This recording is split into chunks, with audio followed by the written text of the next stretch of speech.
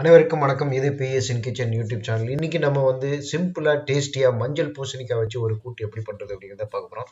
ஹோட்டலை விட வீட்டில் இந்த கூட்டு வந்து செம்ம டேஸ்டியா இருக்கும். எப்படி பண்றது அப்படிங்கிறத பார்க்கலாம். முதல்ல வந்து நம்ம ஒரு டம்ளருக்கு பாசிப்பருப்பு எடுத்து அதை ஒரு பேன்ல போட்டு தண்ணி ஊற்றி கொஞ்சமா வேக வைங்க. ஒரு 10 நிமிஷம் அது வெந்துட்டு இருக்கட்டும். அந்த மீன் டைம் நம்ம வந்து மஞ்சள் பூசணிக்காயை தோல் நீக்கி நல்லா தண்ணியில போட்டு நல்லா அலம்பிட்டு இந்த பூசணிக்காய் வந்து இந்த மஞ்சள் பூசணிக்காய் வந்து நல்லா அலம்பிக்காங்க. அலம்பிட்டு வந்து இப்போ பாசிப்பருப்பு ஒரு 10 நிமிஷத்துல கொஞ்சம் வெந்திருக்கும், முக்கால்வாசி வெந்திருக்கும். அலம்பின இந்த மஞ்சள் பூசணிக்காவை அதில் போட்டு கொஞ்ச நேரம் கொதிக்க விடுங்க.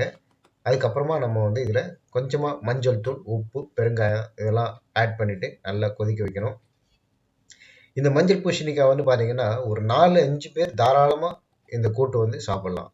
அவ்வளோ குவான்டிட்டியும் நிறைய இருக்கும். அதே சமயத்தில் டேஸ்ட்டும் செம்ம டேஸ்ட்டாக இருக்கும். இதை வந்து ஒயிட் ரைஸில் போட்டு அப்படியே பிசைஞ்சு சாப்பிடலாம். சாம்பார் சாதம், வத்த குழம்பு எதுக்குனாலும் தொட்டுன்னு சாப்பிடலாம். இன்ஃபேக்ட் இதை வந்து வெறுமனே நம்ம இதை சாப்பிடலாம். அந்த அளவுக்கு செம்ம டேஸ்டியாக இருக்கும். ரொம்ப காரமாகவும் இருக்காது. அதுவும் இல்லாமல் இது நீர்க்காய், ரொம்ப சத்தானது. இப்போது இந்த பாசிப்பருப்பில் இந்த பூசணிக்காயை போட்டு கொஞ்சமாக மஞ்சள் தூள், தேவையான அளவு உப்பு ஆட் பண்ணிட்டு கொஞ்சமாக தண்ணி ஊற்றிருக்கேன். பெருங்காயத்தூளை ஆட் பண்ணியிருக்கேன். ஒரு 5 மினிட்ஸ் நல்லா அடுப்பு பெருசாக வச்சுட்டு கொதிக்க வைங்க. தண்ணி வற்றி அது வந்து நல்லா வெந்துட்டுருக்கும். இந்த மீன் டைம் நம்ம வந்து ஒரு அரை மூடி தேங்காயில் 2 பச்சை மிளகாயை போட்டு மிக்சியில் போட்டு தண்ணி ஊற்றாமல் நல்லா துருவல் மாதிரி அரைச்சி எடுத்து வச்சுக்கணும். இப்போ வந்து தேங்காய் அரைச்சி ரெடி பண்ணி வச்சுக்க போகிறோம். இந்த பூசணிக்காய் வந்து பார்த்திங்கன்னா நல்லாவே வெந்திருக்கு.